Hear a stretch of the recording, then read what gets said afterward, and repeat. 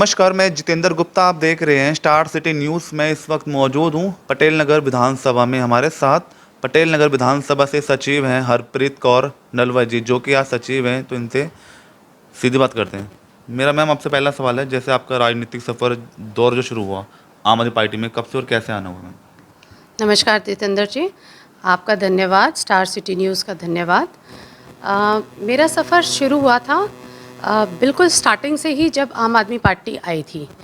तभी से मैंने एक अरविंद जी की मैंने एक संवाद में उनसे उनको सुना और मैं उनकी विचारधारा से इतनी इम्प्रेस हो गई कि मैंने आम आदमी पार्टी ज्वाइन कर ली।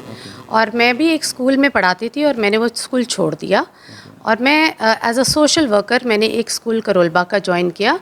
धीरे धीरे मैं विधानसभा कोऑर्डिनेटर बनी, को कोऑर्डिनेटर, और उसके बाद मैंने डिस्ट्रिक्ट कोऑर्डिनेटर बन गई। आज मैं करोलबाग के 12 स्कूल और पटेल नगर के 9 स्कूल्स देखती हूँ और अच्छे से अपनी सेंट्रल टीम और हब टीम के साथ कोऑर्डिनेट करके स्कूल्स की मैनेजमेंट को देखती हूँ। हाँ जी। अच्छा, आपके क्वालिफिकेशन में जानना चाहूँगा। जितेंद्र जी, मैं एमए एजुकेशन मैंने किया है और साथ में प्रोफेशनल क्वालिफ़िकेशंस में मेरी बीएड है और डिप्लोमा इन कंप्यूटर्स मैंने किया है। साइकोलॉजी मेरा मेन सब्जेक्ट रहा एमए में। अच्छा, आपके मतलब फैमिली बैकग्राउंड पे बात कर लेते हैं। जितेंद्र जी, फैमिली बैकग्राउंड मैं एक प्रेस्टिजियस फैमिली से बिलोंग करती हूँ। हरी सिंह नलवा, आपने शायद नाम सुना होगा। महाराजा रंजीत सिंह के ये सिपह सालार थे, हरी सिंह नलवा। मेरे हस्बैंड उनकी 6th जनरेशन है, मेरा बेटा उनकी 7th जनरेशन है। बाबा जी की मेहर है फैमिली पे भी। हस्बैंड मेरे मर्चेंट नेवी में हैं, पहले वो शिप में जाते थे, आज वो लोगों को भेजते हैं। परमात्मा की बहुत मेहर है। 2 बच्चे हैं, दोनों बहुत अच्छा कर रहे हैं, अपनी एजुकेशन बहुत अच्छे से परस्यू कर रहे हैं, टॉपर्स हैं अपने स्कूल में। अच्छा, राजनीति में आप जैसे जुड़ी हैं, क्या आपका परिवार भी आपको मैम पूरा सपोर्ट करता है? बिल्कुल जितेंद्र जी, परिवार के सपोर्ट के बिना मुझे नहीं लगता कि महिला के लिए इतना आसान होता है ऐसे काम करना, जो कि टोटली एक सोशल वर्क करना, जिसमें आप 1 रुपया भी कमा नहीं रहे हैं, अपने घर से लगाना ही पड़ता है। तो हस्बैंड मेरे बेस्ट फ्रेंड हैं, मेरे मेंटर हैं, मेरे हस्बैंड ही नहीं, मेरा वो सब कुछ है, क्योंकि वो मुझे 100% सपोर्ट करते हैं और हर चीज़ मैं उनसे डिस्कस करती हूँ और वो मेरे साथ डिस्कस करते हैं। बच्चों की तरफ से मुझे कोई प्रॉब्लम नहीं है, क्योंकि बच्चों को मैंने बेसिक एजुकेशन मैंने उनको खुद दी है और अब वो अपने आप से बहुत अच्छा कर रहे हैं। तो इसलिए मैं अपना काफ़ी समय पार्टी के लिए दे पाती हूँ और सोचती हूँ कि हर इंसान अगर अपने बच्चों के अलावा अगर समाज के लिए 1-2 घंटे या 4 घंटे भी निकाल लेगा या दूसरों के बच्चों के लिए भी कुछ समय निकाल ले, तो मुझे नहीं लगता कि हम डेवलपिंग कंट्री रहेंगे, हम डेवलप्ड कंट्री बन सकते हैं। अगर ये धारणा, अगर ये विचारधारा हर एक के मन में आ जाए कि अपने घर के अलावा हमें समाज के लिए भी कुछ करके दिखाना है। अच्छा, आप जो सोशल एक्टिविटीज़ कर रहे हैं, किस किस प्लेटफॉर्म में आपने अब तक क्या क्या वर्क किया? सोशल एक्टिविटीज़ में जितेंद्र जी, मैंने कोरोना काल में भी बहुत काम किया है। स्कूलों से मैंने आपको बताया, मैंने अपना करियर स्टार्ट किया था। मैंने ठान लिया था कि स्कूलों की हालत बहुत ही ख़राब थी। पटेल नगर के स्कूल मैंने खुद मांगे थे कि मुझे पटेल नगर के, क्योंकि मैंने अपना करियर शुरू किया था करोलबाग के स्कूल से।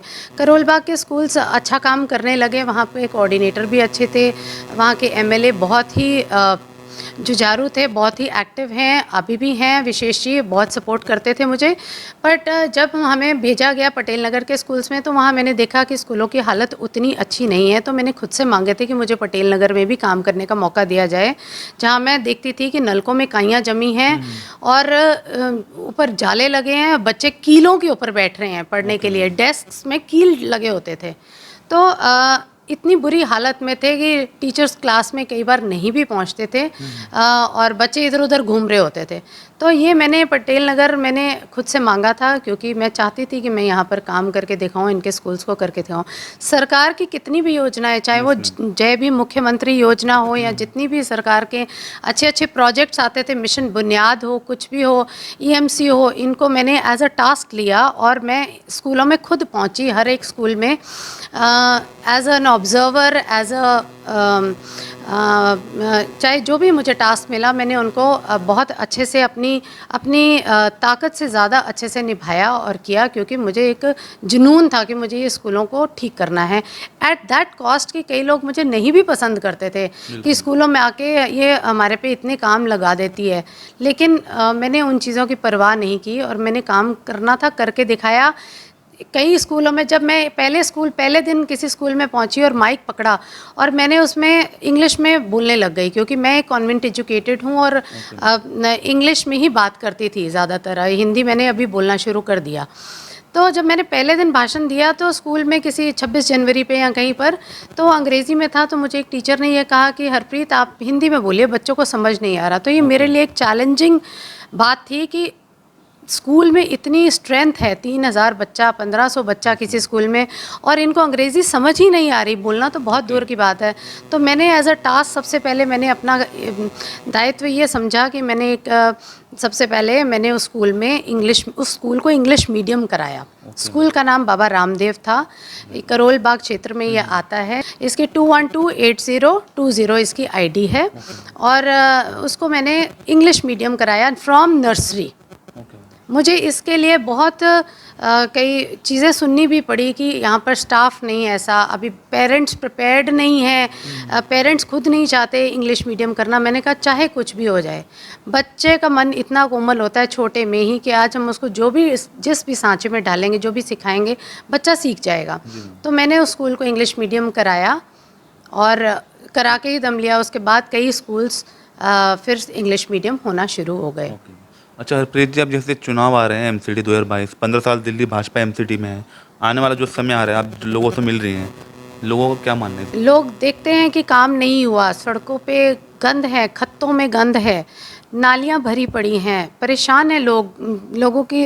एमसीडी में तनख्वाहें नहीं जा रही, एमसीडी स्कूलों में लोगों को तनख्वाहें नहीं मिल रही, लोग इतने परेशान हैं और कहीं ना कहीं हम उनके लिए कुछ नहीं कर पाते। तब मैंने मन बनाया कि मुझे एमसीडी में उतरना है, कहीं ना कहीं पावर ज़रूरी है मेरे लिए भी। मेरे भी हाथ बंधे हुए हैं, स्कूलों में हमारे ऐसे कई काम होते हैं जो एमसीडी को लेके जुड़े होते हैं, लेकिन हम स्कूल में नहीं करवा पाते क्योंकि वो एमसीडी के काम होते हैं। बाहर कई ऐसे काम होते हैं जो एमसीडी के काम होते हैं और हमारे हाथ बंधे होते हैं क्योंकि एमसीडी काम नहीं करती।